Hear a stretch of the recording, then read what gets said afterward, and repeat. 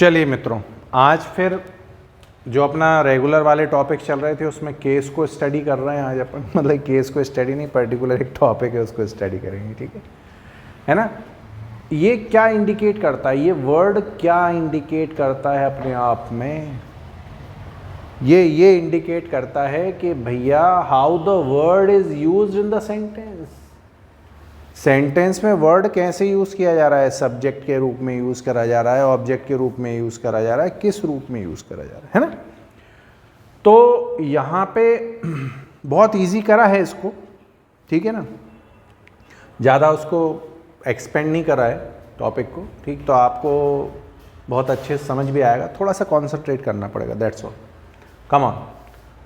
Subjective case जो पहला case होता है उसमें क्या होता है, ठीक है ना। यहाँ पे मैंने जैसे आपको बॉक्स में डाल के रखा है शी, तो शी क्या हो गया मेरा, सभी को मालूम है सब्जेक्ट होता है। और गेव क्या हो गया, ये हो गया मेरा वर्ब। वर्ब की कौन सी फॉर्म हो गई भैया, सेकंड हो गई। तो बस जहाँ पर नाउन और प्रोनाउन जो हैं वो वर्ब के लिए सब्जेक्ट का काम करता है, तो वहाँ पे होता है सब्जेक्टिव केस।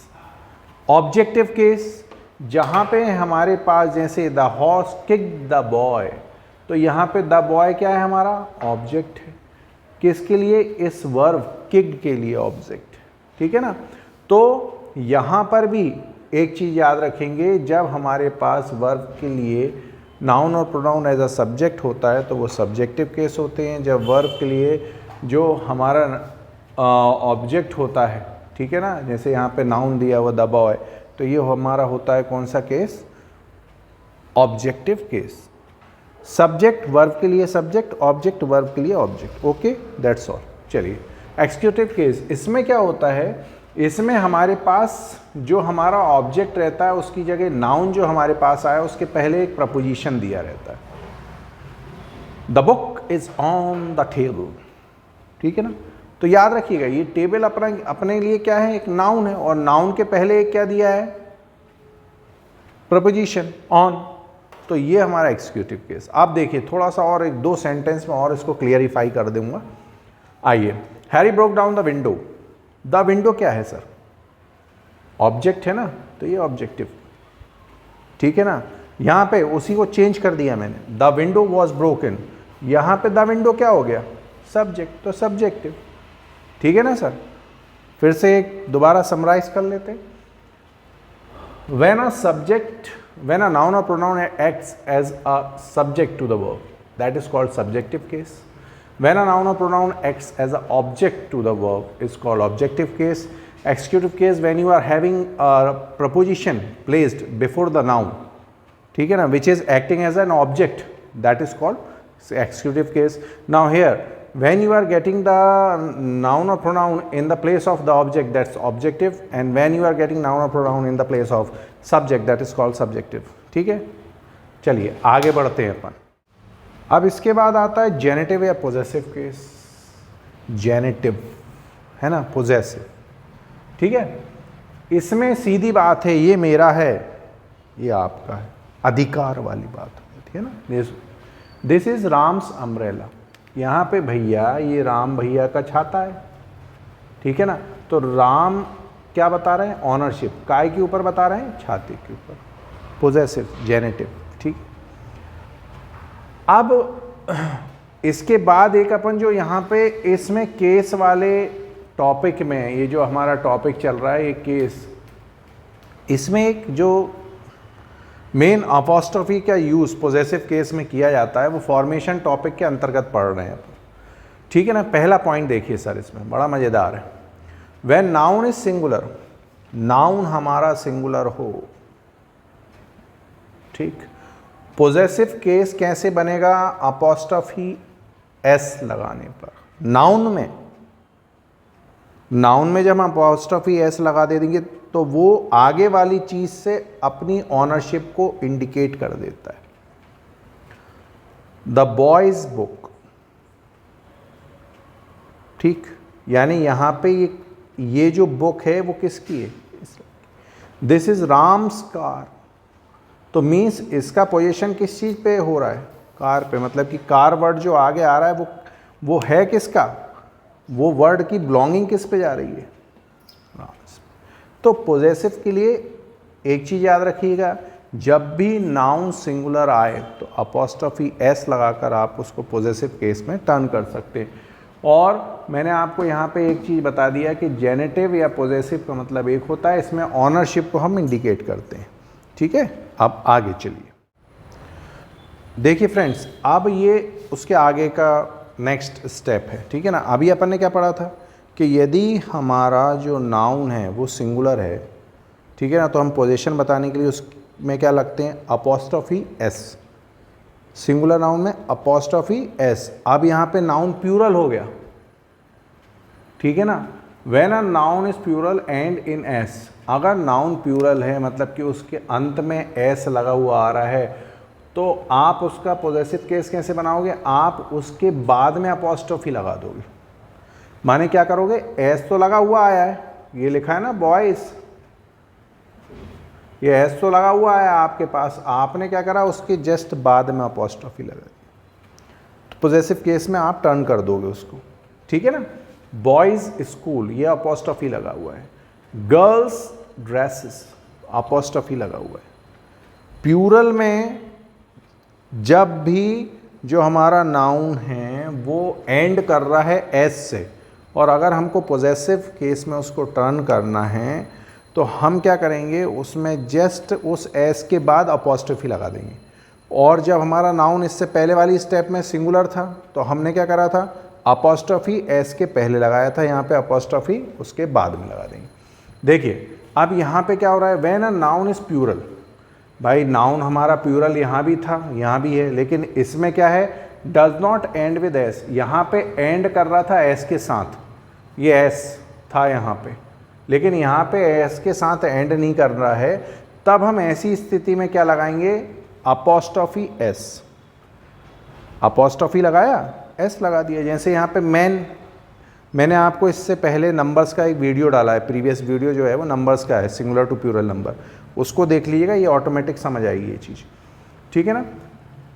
अब यहाँ पे मैन जो है वो प्लूरल हो गया, तो हमने क्या करा, अपॉस्ट्रोफी एस लगा दिया, मैंस क्लब। चाइल्ड का क्या हो गया, चिल्ड्रन, तो हमने अपॉस्ट्रोफी एस लगा दिया, प्लूरल फॉर्म था ना, चिल्ड्रंस बुक। दोबारा रिपीट कर रहा हूँ, ध्यान दीजिएगा, जब कभी भी हमारा जो नाउन है वो एस से एंड हो तो अपॉस्ट्रोफी उसके बाद लगाना है पोजेसिव केस बनाने के लिए।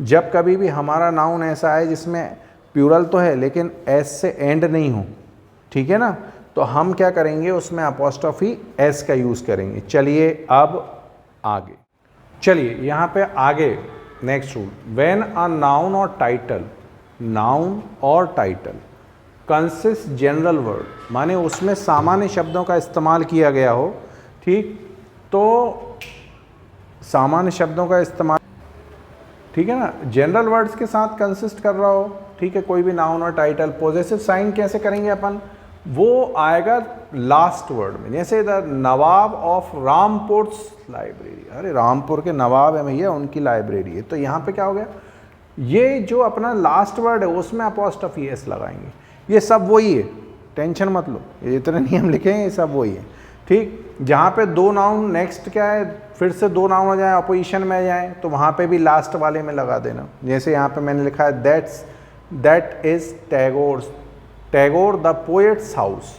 ठीक, तो यहाँ पे जो सेकंड वाला है उसमें मैंने अपॉस्ट्रोफी लगा दिया है एस।